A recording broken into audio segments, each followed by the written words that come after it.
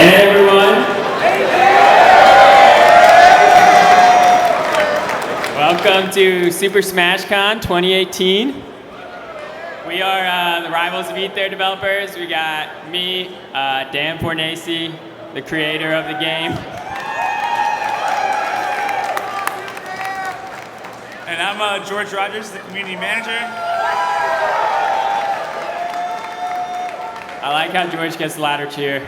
It's good. That's how you know he's a good community manager. So yeah, we are very excited to be back at Super Smash Con. This is actually our 4th time here. The very first time, the game wasn't out even on early access yet. It was super early build, so. 6 characters. Crag was killing people with up B, up tilt. Yeah, Crag was broken. Kind of like he is now still, but just a little bit more. So today we're doing another character reveal. This is actually kind of bittersweet for us because this is going to be the last character we're adding to Rivals. But on the plus side, it's from another well-known indie game. So I think without further ado, let's see if we have a trailer. Let's see.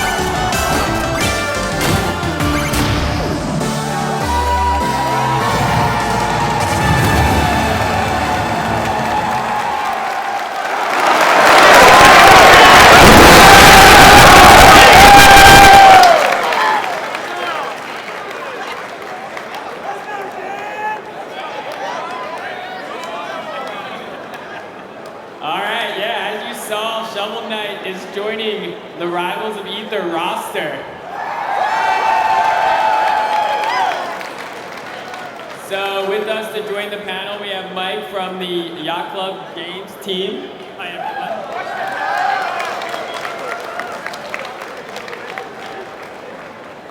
And yeah, we're going to run through a little bit of how Shovel Knight plays and what makes him unique.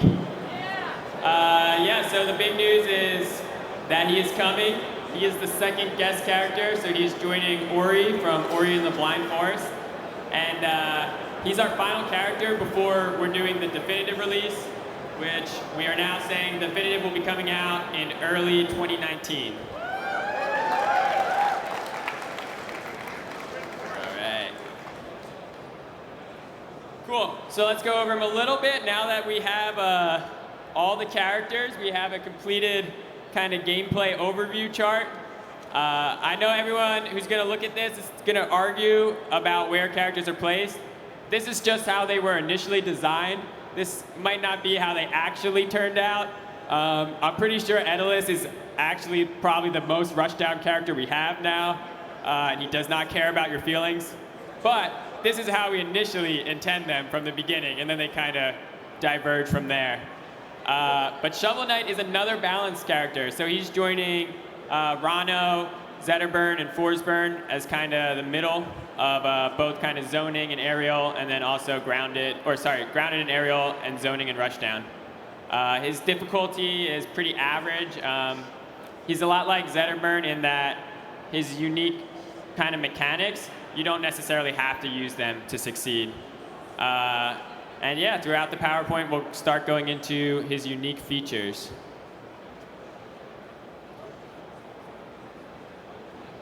All right, so his passive. This is something where if you were doing something like Super Smash Brothers, you might not, most characters don't have a passive, I would imagine, but in Rivals, I think pretty much every character has something that's like a passive ability, such as Zetter Burn, lighting people on fire. Shovel Knight's is that he's a treasure hunter. So when you play Shovel Knight, you're actually playing like a small version of like coin mode from Smash, where you're knocking gems out of your opponent. You have to run over to actually collect the gems. That increases your treasure, which comes up on your HUD. And then later you can open up the shop and you can actually spend your treasure on upgrades. So let's start going into his attacks. Every attack that Shovel Knight has is taken directly from his game. So that was super cool for us to kind of pick and choose. The shovel swing is his signature attack. So we actually put that on both jab and neutral air. It's a single swing forward, probably his most basic attack. It's not a repeatable jab combo. But one of the unique things about it is because it's both jab and neutral air, you can actually start it right as you're landing and continue into a jab. So you can kind of use that to not have landing lag or just landing out of a regular land. Anything you want to add about the shovel swing? It's a very classic attack. Yes, it's probably his most classic attack that we have. All right, so forward tilt and forward air. Just like jab and nair, they share same attack. The reason we did this one is a little bit different than jab. It's because once you land the attack, you can actually hit confirm into it again. If you can see on that small GIF on Daedalus, he's just able to keep stringing it together. This one is definitely going to teach your opponents to DI out if they don't want to get comboed off stage.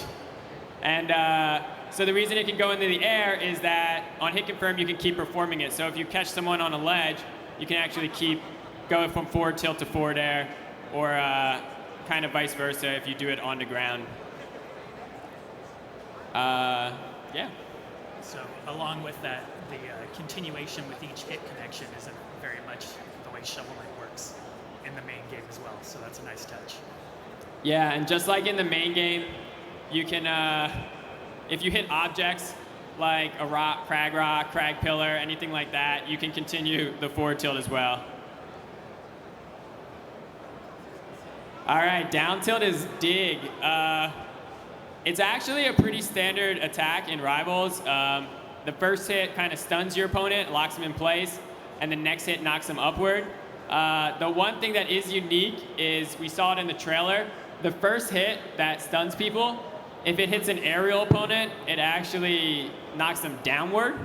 So even though the range on the first hit is very small, you can kind of do some spikes with it. So you can either give right at the ledge, or if someone's trying to recover through a platform, you can actually spike them with the first hit of dig.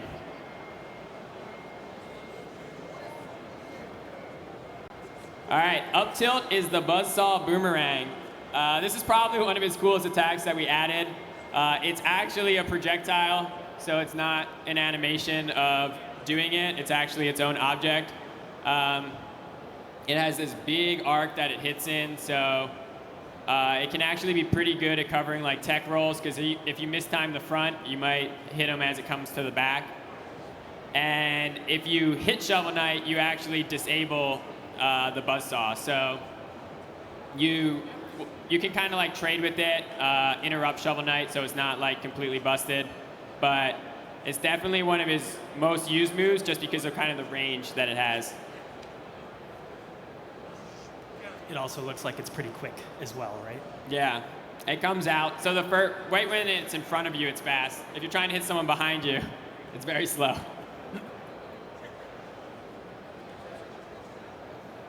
All right, dash attack. We got blink dash. So This one is also one of his more standard attacks, kind of like his jab and down tilt. Dash forward knocks people kind of up and out. So at low percents, this is really nice because it kind of leads into his other tools. If you see that little gif of him fighting Force Burn, that's probably like 0%. So it's really nice there. Otherwise, it's kind of just like a quick get off me. And one of the unique things about it is, unlike a lot of dash attacks where in Rivals characters do it and they just kind of stop, Shovel Knight keeps sliding, and that's what kind of gives him the ability to combo out of it. So if you look at when he does it on Rano, Rano teched in place, and Shovel Knight's right there for a follow-up. So if you read that tech in place, you could be doing like a forward strong or something that's a big punish.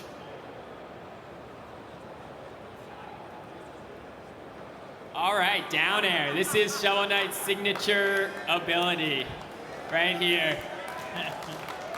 And as you can see, Crag does not care too much for down air. So just like in the real game, this bounces off enemies when you hit them. Also bounces off projectiles. It also bounces off Crag's rock, Crag's pillar. I don't think it bounces off Lily, but maybe we will add that. It's so in Rivals, you hold attack to keep it out. So you can extend it just like in Shovel Knight. You can have the drop last longer. This is great for if you just want to kind of combo with only it. You can kind of see in the clip against Daedalus, he's just pogoing off of him. One thing we did add is right at the top of the hilt, there's actually a stronger spike hitbox. So technically, you could play Shovel Knight with only really down air and be decent. You would be okay if you were good enough. If you were full stream, I guess, sorry, if you were Cake Assault and you used only down air, you would probably still be better than the majority of people here. Yeah, anything you want to add about this shovel drop? I mean, it's the signature shovel move, and I love seeing all the combos in that second GIF as well. It looks really awesome to repeatedly hit. Yeah, and one cool thing too is after you bounce, if you let go of attack, you can kind of lead into other things.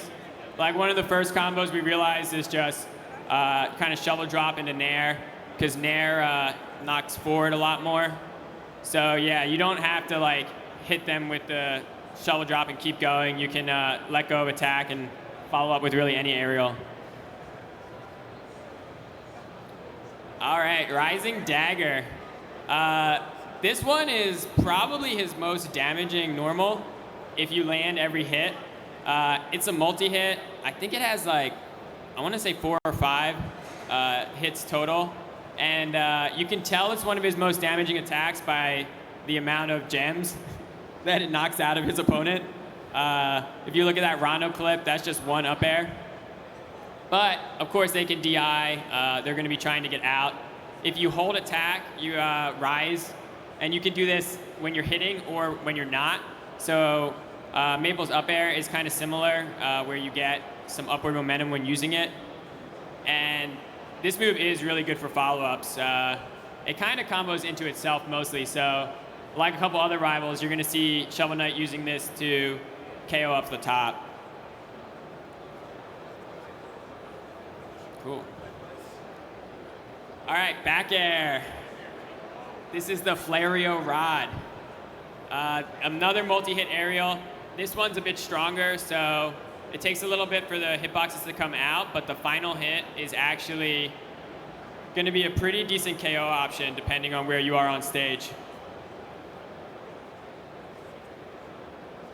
So for Shovel Knight, a lot of the attacks we pulled directly from his main game.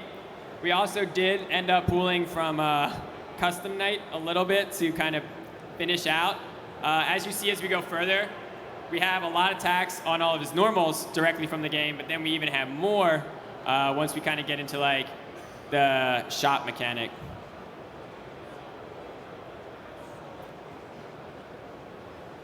All right, Forward Strong is another signature attack.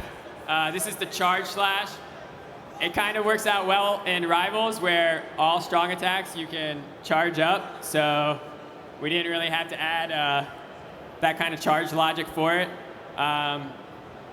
Just like in the game, charge it up, more power. The nicest part of this attack is that it has pretty good startup and pretty good range. So this is kind of this is one of the attacks that helps make Shovel Knight, you know, middle difficulty character. All of his strong attacks are going to be useful kind of right out of the gate in free-for-all and teams and everything, just because they're big hitboxes and they have good knockback.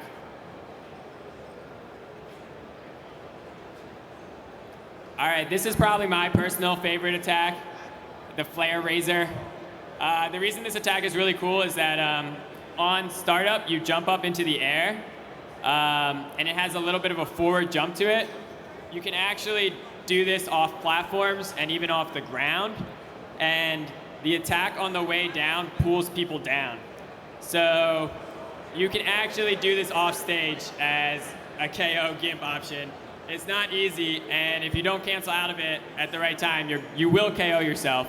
But it's probably one of the flashiest ways to get a KO with Shovel Knight. When he hits the ground, it explodes, and that's also a really good KO attack. It has similar angle to Orcane's Downstrong. And if you guys watched the EVO tournament, you would know that Orcane's Downstrong is a pretty good attack. So I think this might have similar values. Obviously, it's a bit slower because you have to do the dive. But if you catch people in the dive, you can combo into the grounded part of Flare Razor. This is also one of my favorite attacks that you guys have for him.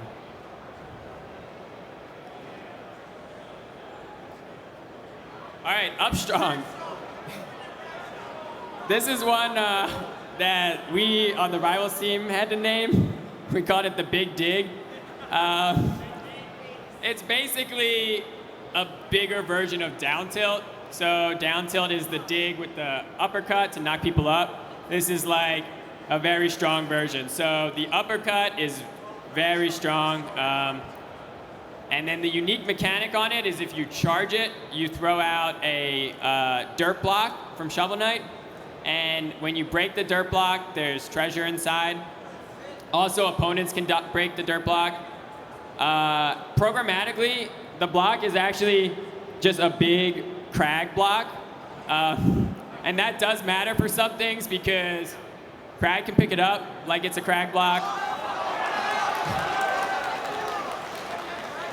Everyone's really excited for this, but I'm pretty sure it just turns into a regular one right now. So I think we're going to have to make that cooler before he comes out.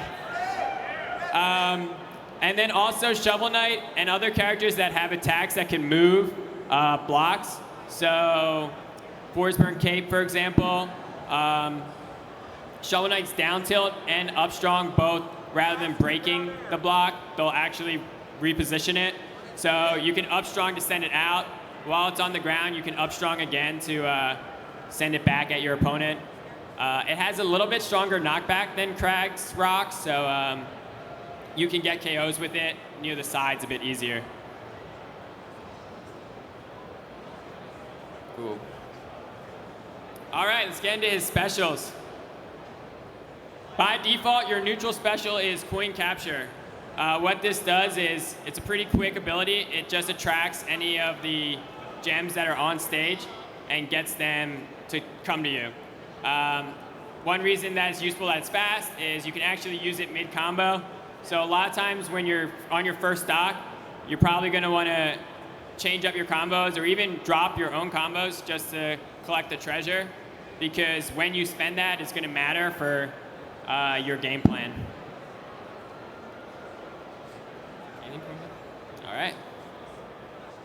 All right, forward special. This is another one of my favorite attacks that he has. This is the Propeller Dagger.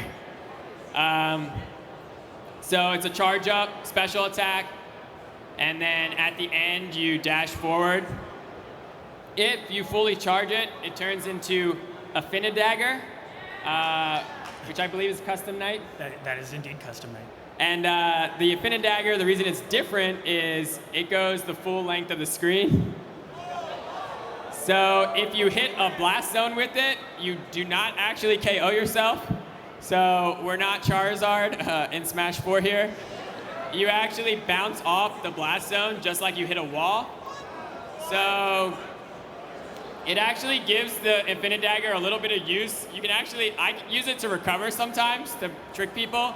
You can actually, when you get knocked back towards the side blast zone, you can Infinite Dagger away from stage and just kind of use that bounce to stall and change up your recovery. And then if you jump while you're grounded, before you hit them, you can actually jump cancel it. It's not a straight up jump cancel. You can't like wave dash out of it or anything. It has a little bit of recovery, but you can use it to approach. So especially with the Infinite Dagger, you can, it's kind of like Rano throwing himself at people. You can use Infinite Dagger to throw yourself at your opponent and kind of get a gimp off stage.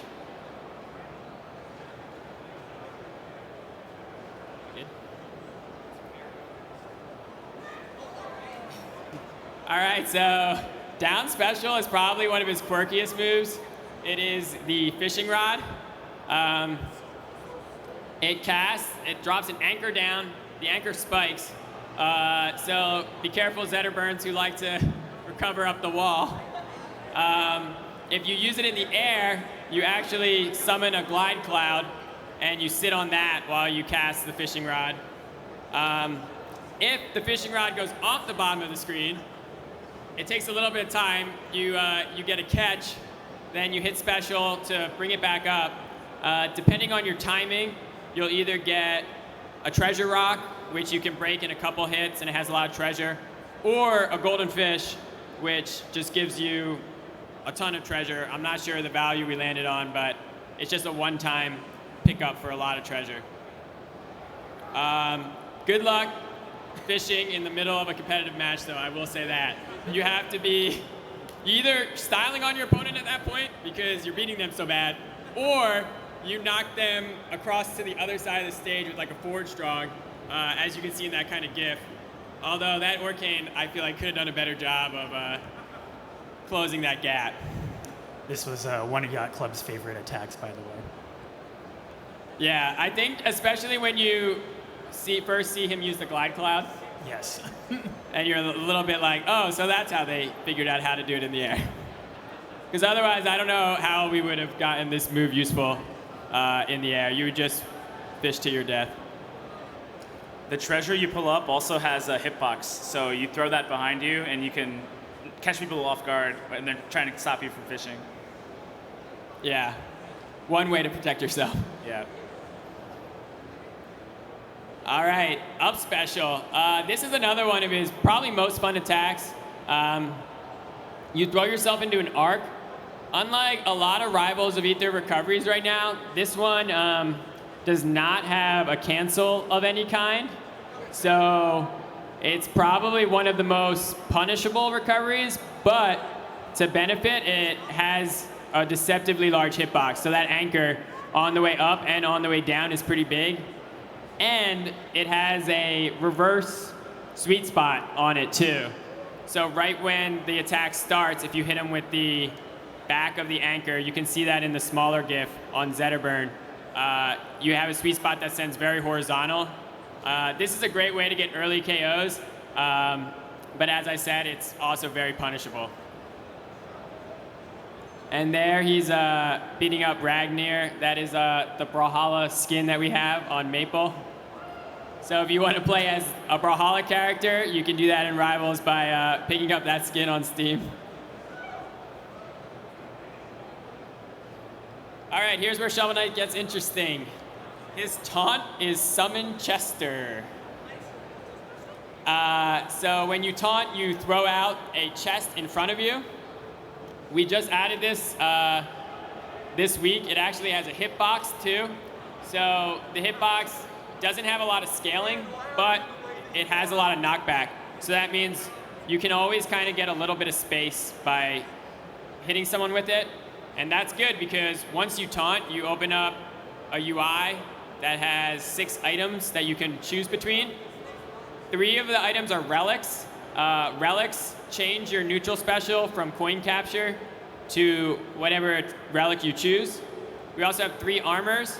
They change your properties of Shovel Knight. The animations are beautiful on that Chester, by the way.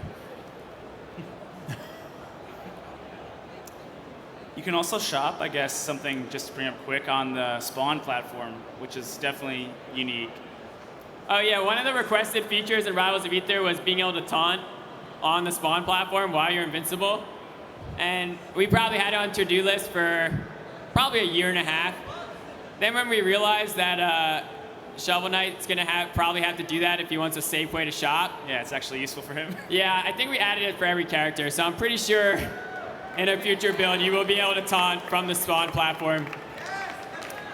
If you do a taunt that you can hold, like some of the champion skins and other ones, you'll just fall off eventually. You can't just taunt up there forever. But so now that means the combo is taunt to get body to taunt. Yeah. Yeah. Okay. Yeah, we've extended the combo. Yeah. All right, so the first relic you can get is Warhorn. This is a melee neutral special. It's kind of like Combust or Shine. It's a little, but with a big amount of startup. The reason it's like those attacks is it sends outward, away from the center, and the outer edge is actually stronger than the inner edge. So you want to space it. The reason it's pretty interesting is it leads to more offstage options than Shovel Knight normally has. Right in the GIF against Ori, you can see Shovel Knight using it to spike directly downward for the KO.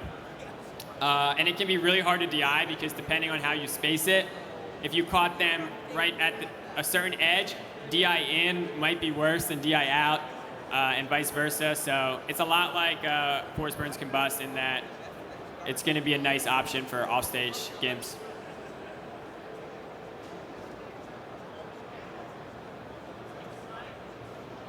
All right, second relic is Ghost Glove. This gives Shovel Knight the projectile that he needed, he wanted. So this is if you like to play more like either not necessarily a zoner, but kind of like a spacey. One of the cool parts of this projectile is it does have, I think it's our first one in Rivals, our first projectile that has an auto cancel if you time it right. So if you send a single shot and you land at the right time, you just go into regular land. There's no recovery frames.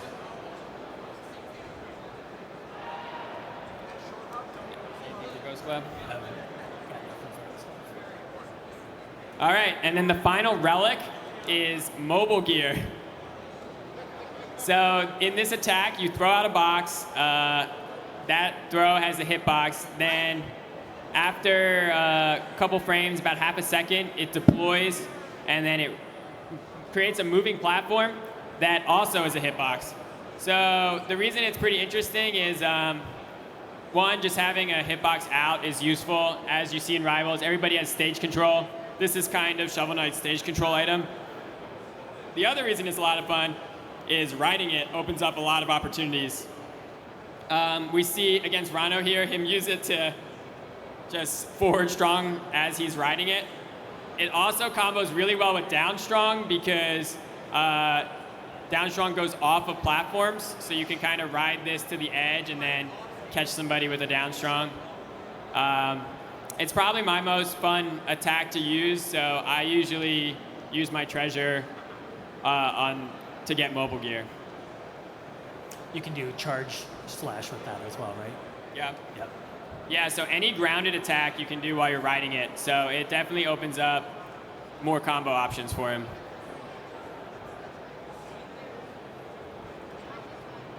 All right, so there's 3 armors you can purchase.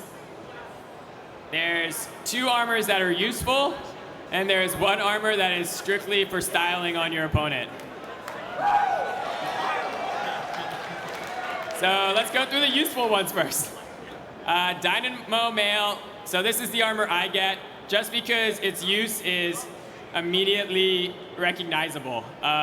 If you land a down air for a short period of time, you can do an aerial strong attack. So this is inspired by in Shovel Knight when you have Dynamo Mail. If you land a shovel drop, you can do a charge slash immediately after.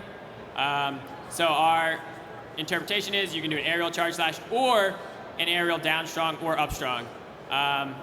So this one feels great because it starts giving you a lot of options out of landing the down air. You basically have every attack at your disposal as soon as you land it. So that one is what I usually purchase. Mail of Momentum, on the other hand, it makes you heavier. So this is useful because you can buy it later into the match, and that will make your last stock a little bit harder to take. Another effect of it is you actually have lower friction, and you're a bit slipperier on the ground. So you can kind of do sliding strong attacks a little bit better and other options like that. And then, yeah, as I said, Ornate Plate, it is for styling. It basically makes it so your first jump has like 4 different animations that are all just goofy. So if you look at that GIF, you can see Shovel Knight does a pirouette, some kind of acrobatic flip, and then one where he just like lounges in the air. He looks kind of like, I don't know, like Dedede when he crouches. So that is the one where if you are better than your opponent and you know it, if you're not buying Ornate Plate, then you're not actually better than your opponent. All right, so fighting against Shovel Knight. This slide was a little bit hard to make because after we finished the character, we were like, what are his weaknesses?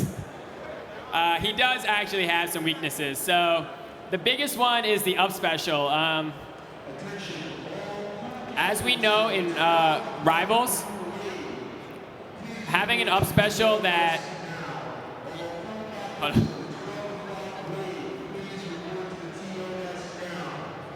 all the up specials that go onto the ground, so like Force Burn's up special with his teleport, anything that doesn't immediately cancel is a very punishable recovery. So his anchor, you have to complete the attack.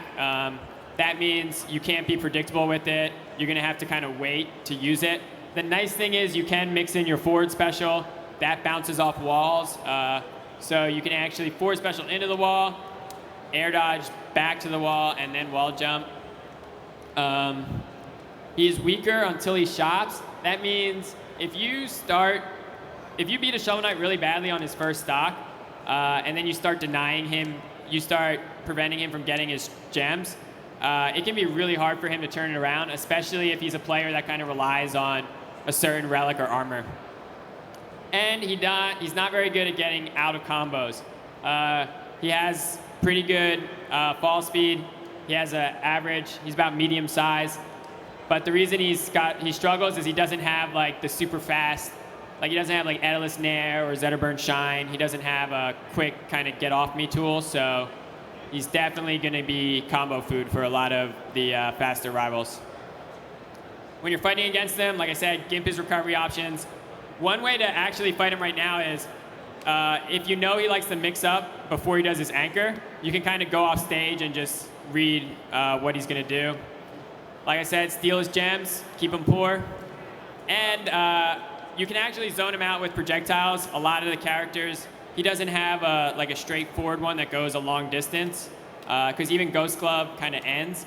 So characters like Absa, Eliana, they can kind of zone him from the full stage, and it's going to take him time to get in.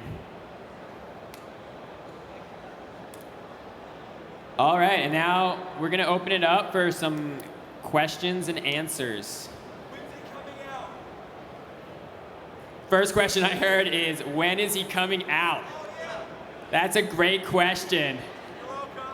All right, so on Steam, he will be coming out September. We're not sure exactly the date yet, but that's a window. Next month. On other platforms, please, you must understand. Yeah, we have, as you may know, Eliana and Sylvanas are still not on Xbox. They are they have already been kind of submitted, pushed. Right now we're just fixing bugs. So they will be coming out. Shovel Knight, we do not have an Xbox date.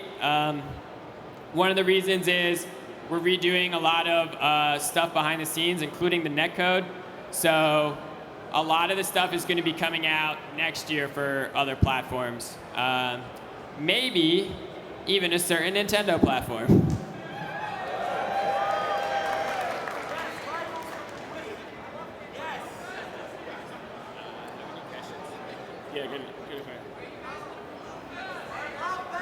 Do we have a microphone out there we can get questions with like last year? That would be awesome. All right, another question was, can we demo Shovel Knight here? Yes. So we have Rivals of Aether tournament all weekend. Today is doubles. This afternoon is singles. Tomorrow is singles. But we will have at least 2 stations set up with the Shovel Knight build. By the way, if you're playing in Rivals of Aether doubles, your pools start in 2 minutes, so go over to the Rivals area.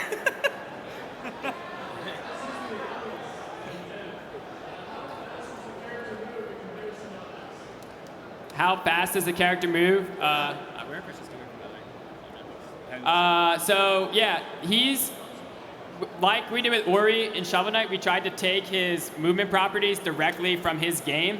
So his dash speed is about average. I think he's around Zetterburn.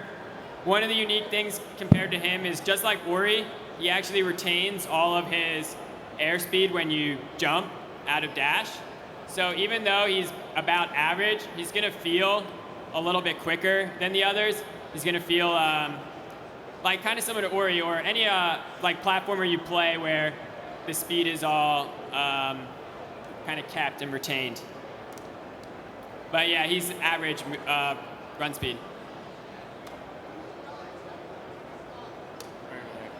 Assuming that you only have one neutral special at a time, can you repurchase relics that you like replaced? Like say you wanted to get the gear, but you've just purchased the horn, and then wanted to get the gear again. Yeah, so you can purchase a different neutral special.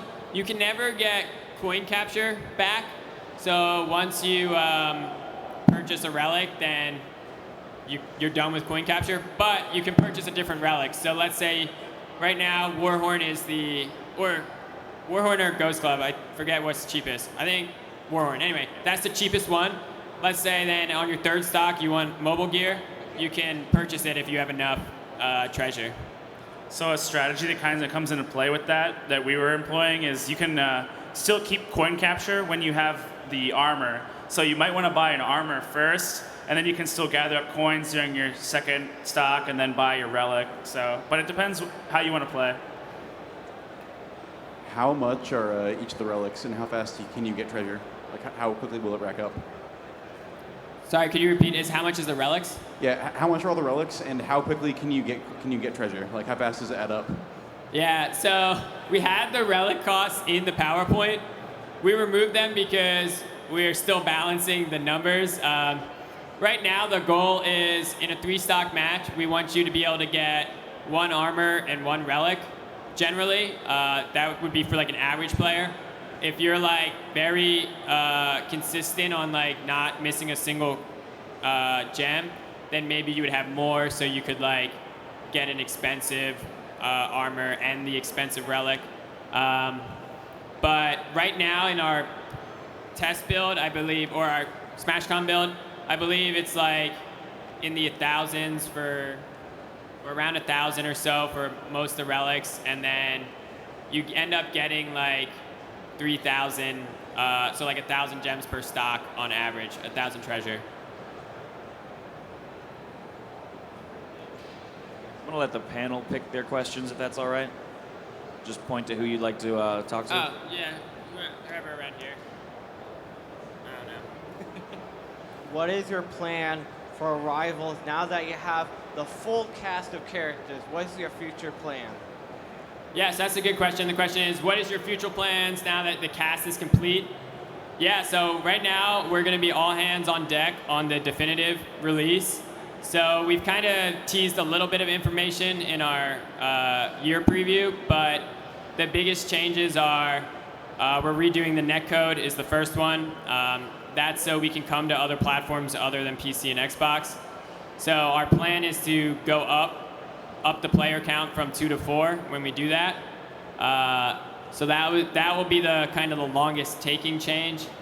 Then we also are doing Abyss mode updates. So we have designs for all of the DLC characters will get added to Abyss mode. They will have the customizations.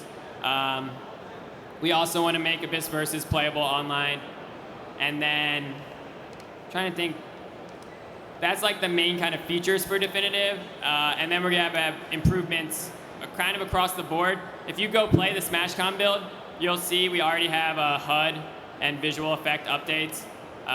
There's more dust for landing, wave dashing, and also the HUD is a lot cleaner than it is on live. So check that out if you want to see some of the changes that are coming.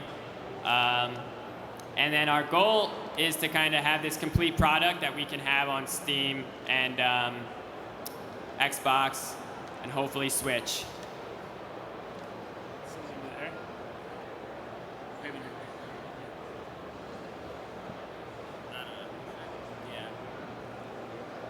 Blue shirt. Will his stage be revealed before the release or what? Oh yeah, so I guess we didn't really have his stage in the PowerPoint. Or we did a little bit. It's in the trailer. So his stage is the Trapple. The Trapple Pond, which I called the Truple Pond for the entirety of development. Which, if you're a Shovel Knight fan, you might be like, why did you pick that stage?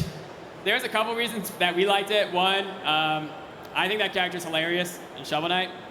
Two, we kind of came up with the lore of the portal opening up in Rano's swamp. So we kind of wanted to connect the two swamps. So the Trapple Pond and Rano's swamp kind of merge, and that's why you saw the dark water. So when Shovel Knight comes out in September, there will actually be, his stage will be added to the game with basic and Aether versions. Sylvanos' stage will be added to the game with basic and Aether versions. Eliana's stage will be added to the game with basic and Aether versions. That means we'll have 3 more stages. That means we have to change our stage setup. Right now, we're probably just going to add another band. I think one of the stages might turn into a starter. So we might change up the starter list and the counterpick list. And then moving forward past that, we'll see if we end up making like a smaller stage list. I would love to do like a rotating kind of thing. But it just depends on how much time we have while we're finishing up other definitive features.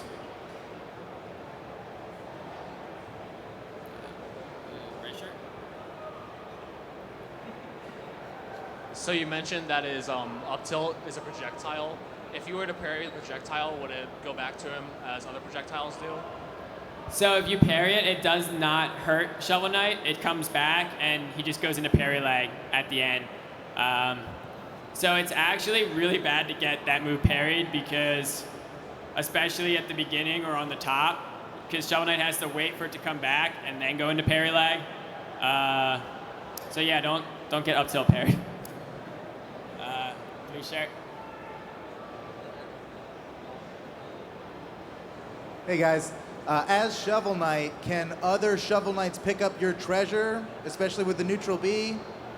Yes. Oh, yeah. That's cool. So other Shovel Knights can get the treasure.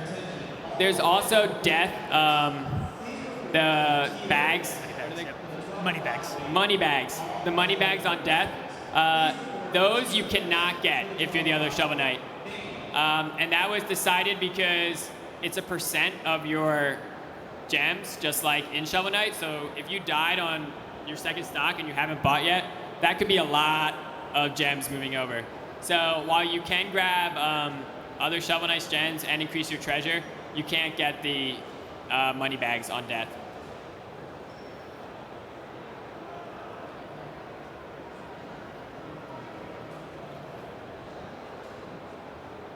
Okay, for one, do you think we'll see DLC skins for the third-party characters? For the guest characters? Yeah, guest characters. Yeah, so there probably won't be, unless we do like a collaboration with either Yacht Club or Microsoft/Moon Studios, just because we only have the character. We do have the early access one, so if you had early access, you get the Game Boy Color for everyone. There is a chance we might do like free kind of a promotional skin, but we're never gonna like sell a DLC skin for Ori or Shovel Knight.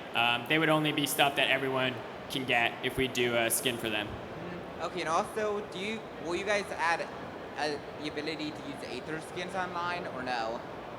Which ones? Aether stages, because can you only use the competitive forms online right now? Will we ever have? Add the Aether forms online. Ether stages online. Yeah. Is that what you asked? Okay. Yes, we should. That's another one, just like the taunt on platforms, where it's probably been our to-do list for like a year and a half. At this point, there's no reason not to, because we reworked all the stages to work online. We just have to do the UI. So I will say yes, on definitive release, you'll be able to play Ether stages online. Hold me to it. Just barrage me on Twitter if you can't. I should write that down so I don't forget.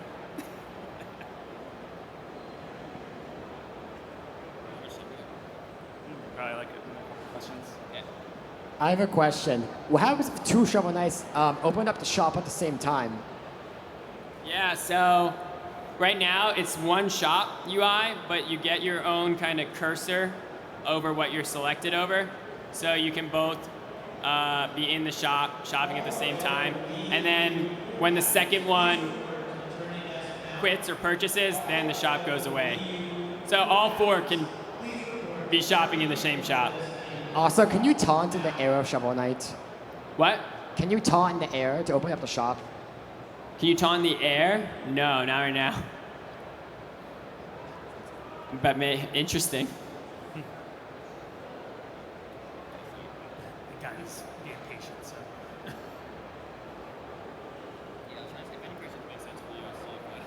That's totally. I'm just happy. So regarding custom color palettes for Shovel Knight, are the armors that you purchase, will that affect how the color palettes look, or does it override any custom color? So yeah, that's a very good question. The question was on the armors, how does custom palettes work, and do the armors override your choices? So we had to make some solutions for this. Originally our plan was match the armor to the game. So if you get Dynamo Mail, then you look like Dynamo Mail if you get Momentum. Obviously that wasn't a perfect solution, because if there's 4 Shovel Knights and all of them purchase Dynamo Mail, now nobody knows what anyone looks like. So what our solution was is Dynamo just takes your color and makes it lighter. Momentum takes your color and makes it darker. So depending on what custom color you use, it affects your main, kind of the blue color on Shovel Knight. It doesn't affect like the horns or the trim or anything. And then Ornate Mail is the only one where it actually just straight up changes you to gold. So our thought process was, if 4 Shovel Knights want to be Ornate Mail, then they don't deserve, well, they do deserve, but they can figure out who's who. They're already all styling on each other, so they can do the work and figure out who's who. Actually, one other question, if I may. Any consideration to incorporating the body swap form of Shovel Knight as an alternate skin? That's a really good question. He's like, that's a great question. That sounds like more work. So right now, no, we don't have any plans for Shovel Knight skins. That would be a cool one. We do, we have like talked internally about other alternates. We only actually have one like full reskin in Rivals, and that's Ragnir from Brawlhalla. That's the only one where every single frame and every single effect is updated. Maybe we would do something for Shovel Knight, but we'd have, I can't say. It'd have to be like tied to something bigger.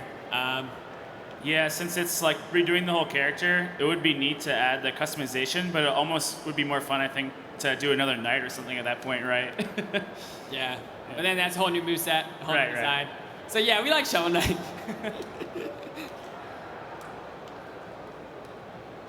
Can you pronounce the name of your game? Rivals of Aether. All right, fine. Thank you. All right, fine. All right, I think one more question is what we have time for, it looks like.